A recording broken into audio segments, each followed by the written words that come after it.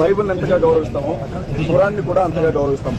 నేను ఒకటే అడుగుతున్నా, ఇప్పుడున్న పరిస్థితుల్లో మీరు మసీదులో ఉన్నా మేము చర్చిల్లో ఉన్నా ప్రమాదం మన ఇద్దరికీ ఉంది అన్న విషయం మాత్రం మీ మనసులో ఉండనివ్వండి.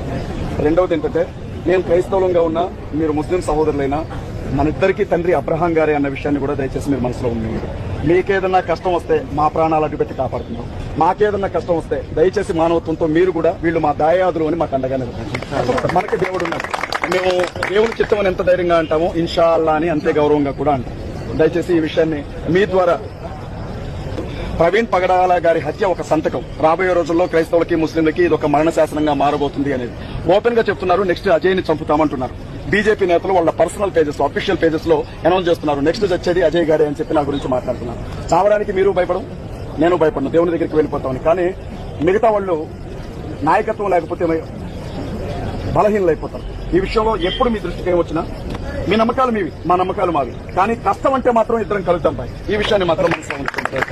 ఇది ముస్లిం సమాజానికి నేను క్రైస్తవ సహోదరుడిగా నేను ఇస్తున్నటువంటి రిప్రజెంటేటివ్ గా దయచేసి మీరు భావించాను.